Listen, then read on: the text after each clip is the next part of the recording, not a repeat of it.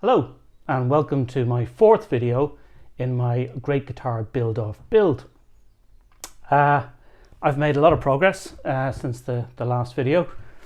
As you can see, I have the body carved.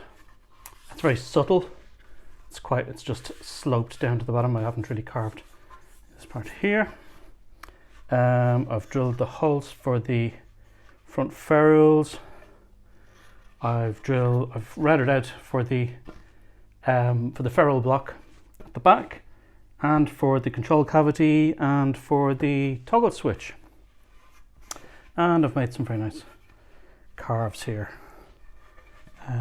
Very subtle sort of carves in there, and that'll tidy that up a bit with some sanding.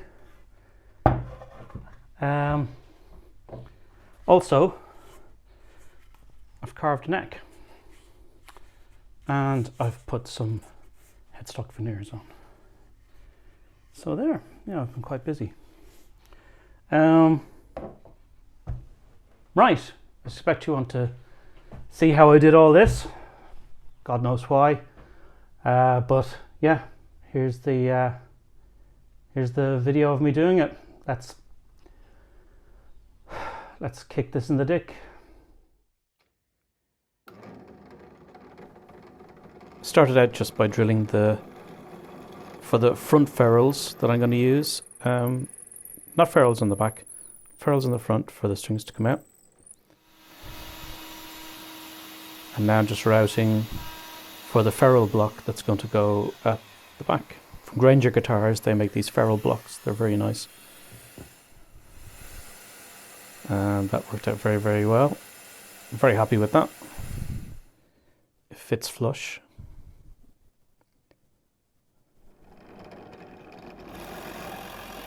Now I'm just trying to hog out as much material as I can for the back cavity using the pillar drill. And a Forstner bit. It's very messy. But the smell's very nice. The smell of mahogany is very nice. It smells like mass.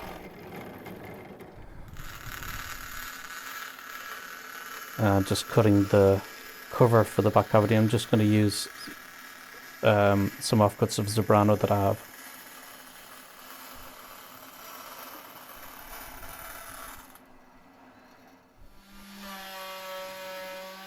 And just routering it by hand with my little Bosch router.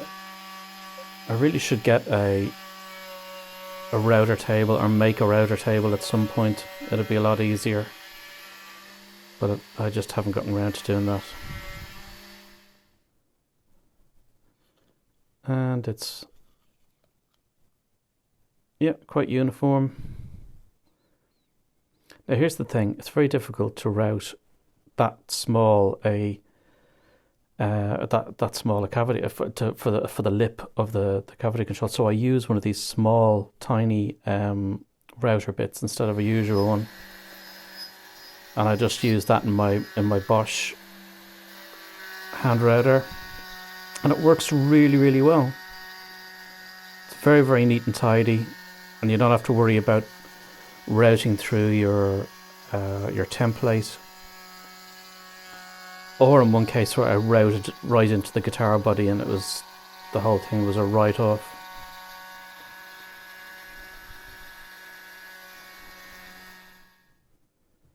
Now moving on to the guitar body, and I'm just using a scribe here to measure where the line that I want to carve down to. I'm just carving away here. It's very satisfying actually carving with gouges. I've never done it before, and I'm starting off quite gingerly here. But yeah, I really enjoyed it. It's quite therapeutic, quite meditative, you know. It took a while. It was fun. It kind of put me in touch with the whole woodworking kind of thing. Like I felt quite a connection with my grandfather. My grandfather was a woodworker. He was actually a woodworker in the army. He was part of the 1916 Rising. Against the British Army, which eventually led to Irish independence. And he was a woodworker in the army, a wood turner. And he actually made dildos. He made artisanal wooden dildos quite quality artisanal wooden dildos in the army. They kept saying to him, Dinny, well, his name is Dennis, but they called him Dinny. They'd say, Dinny, his commanding officer would say, could you make some gun stocks? We want gun stocks. We really need gun stocks. And my grandfather would say, no, he's doing God's work here. And he would make beautiful, out of, mahogany, out of walnut stuff. He would make these beautiful artisanal dildos for war widows. There were dildos for war widows, women whose husbands had been shot by the British. He actually gave one of the dildos to the wife of James Connolly, who was shot in the aftermath of the Easter Rising. And it can still be seen today in the National Museum in Dublin.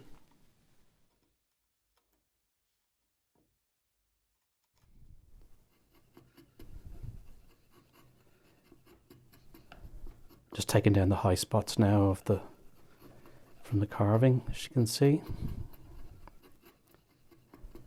I did think about actually taking one of my grandfather's old dildos and putting it into the guitar in some way, making it part of the guitar, but I just thought that would just be a bit silly.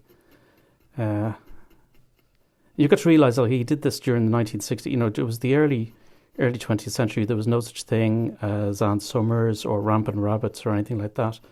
He so really he was quite a pioneer in that respect. So and if I do sell this guitar for charity, most of the money will be going to the charity that I set up, the Dildos for War Widows charity.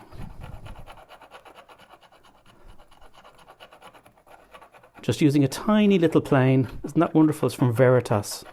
A little tiny little plane. A wee tiny little plane. Look at it. It's all ickle. I really enjoyed using that. You have to be careful about which way you use it as well with the grain, as well with the carving, with the gouges. I found that you had to find out which way the grain direction was going and work that way, and it was the same with the mini plane.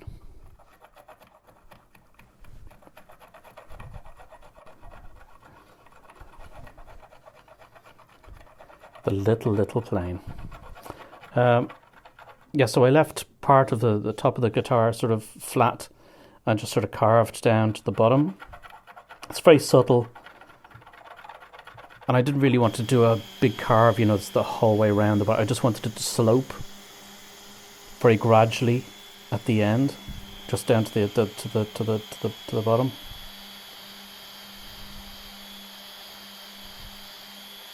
And just giving it a sand now, first of all with some 80 grit, and then I used 120, then 180, then 240, then 320.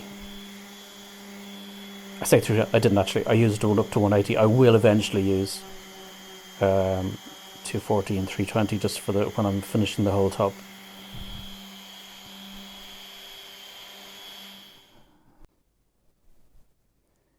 There you can see, just from the side, you can just see how it slopes down to that line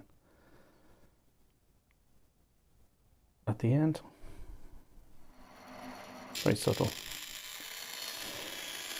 Now just putting some veneers onto the headstock. I'm not hugely happy with the veneer material I was using. Since had a chat with one of the other competitors, and he has given me the names of some places that you can get better veneers. So the next guitars I'll definitely use those. I'm just using my hand router to route in the veneer.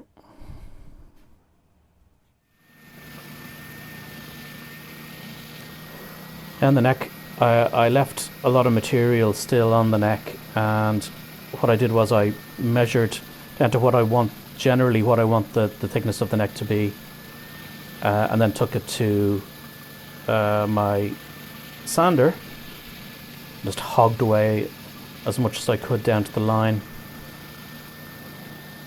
so that I wouldn't have as much to take off with the spoke shave.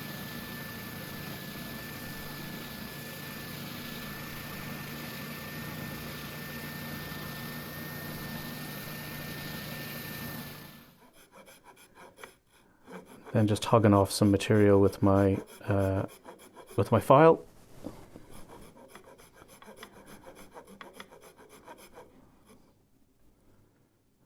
Just trying to keep it as square as possible. So I usually just pick it up like that so I can eyeball it, just so I can see that it's still square. I don't want to take off too much on either side and leave it sloped. I just want it to be as straight as possible before I begin shaping the neck.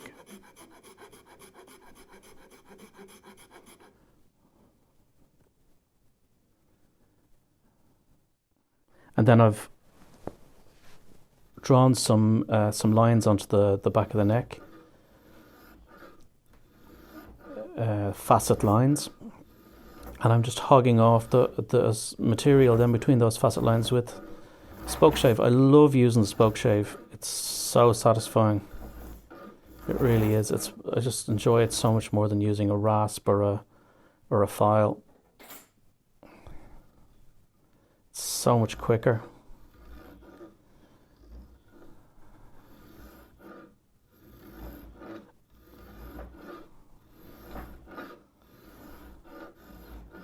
Particularly when the grain direction as well. The grain direction here is it's not great, so it makes that sort of chattering noise. But on the other side, it was glorious. It was like going through butter. You'll see now. And go on to the other side of the neck.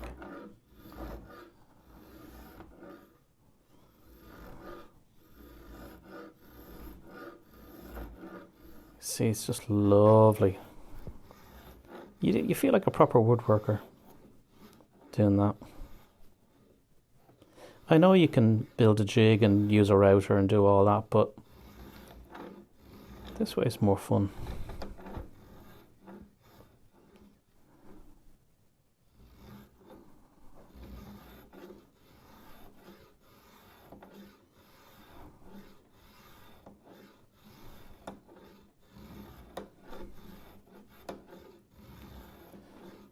Now just taking off more material for the volute. I debated whether having a volute or not, and then I watched a few other videos. People say, yeah, you should definitely have a volute. It strengthens the neck, so that's what I've done.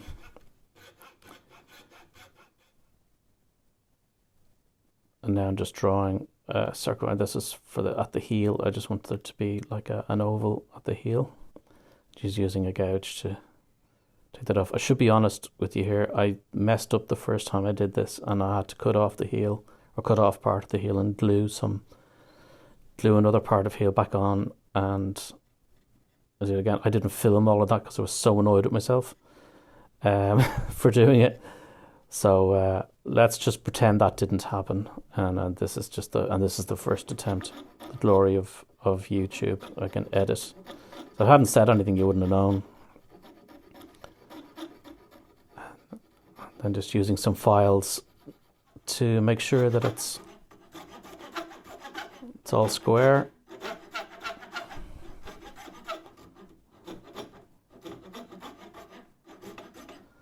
And then using a file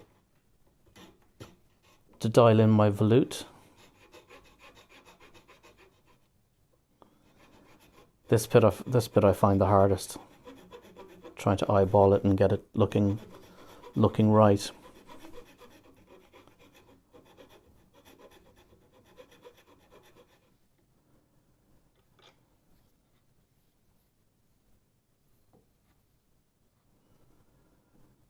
And then just sanding it down.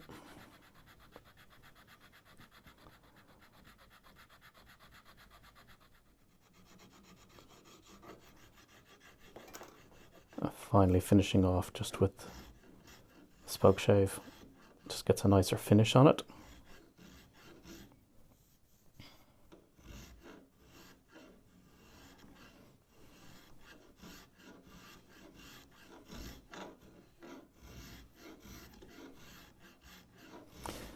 And then just using a card scraper to get the real detail on it. Just takes off any lumps or bumps. and it also helps to transition between the fretboard and the neck itself. Here I'm just putting on the other side of the headstock veneer, and I wanted to cover the volute as well, which is something I've never done anything like this before. You can see that I'm using Basil again, this Basil brush. He's got a fan club of his own. Basil hasn't been in the best form lately. I'm not sure what's happening with him. I don't think things are. I think there's something happening at home with him. I don't like to pry too much. I mean, we are friends, but at the end of the day, he is an employee, so I can't really pry too much. But I figure there's something going on. He's not really been himself. I'm really just presuming. But anyway, there he is.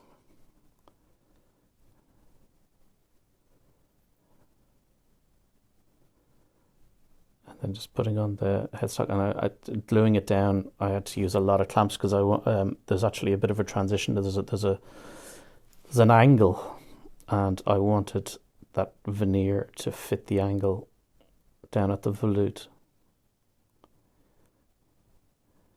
and so I had to use a piece of wood just that would force the veneer down onto the headstock like that. And it worked quite well.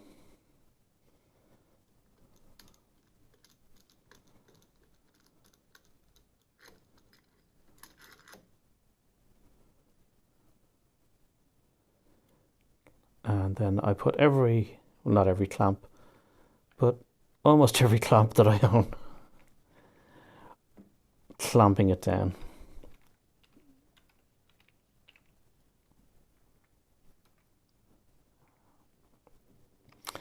And then just finished off the neck with my sander, starting off with 120 grit, then 180, then 320. So I have to be careful not to put any flat spots on it. I did this a lot at the job I had before at a guitar maker's whose name I won't mention. I had to sand down lots of necks using a merker, but I can't afford a merker.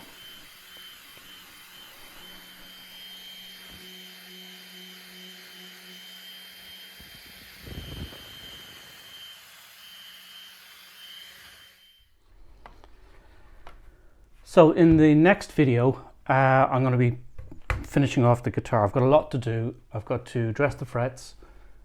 I've got to put in tuners. I've got to route for pickups, put the pickups in, put my bridge on, do the electrics, do the finishing. I've got fucking loads to do, to be honest. I've got loads to do. And then the final video, I think the way the final video is supposed to work is that it's supposed to be a montage of the whole thing that they can watch and judge on. Not that I have a bog of winning anything. I'm just really doing this for myself. I've looked at some of the other competitors, and I'm not going to win. So I know there's lots of other competitors out there who are saying, "Oh, get ready to vote for me and everything." Don't vote for me. You're just wasting your vote. There's plenty of other people out there who are much better, or have made nicer guitars. Or done better videos. I haven't really made much of an effort, to be honest, because you're not worth it. So, nice, that's it really. Fuck off.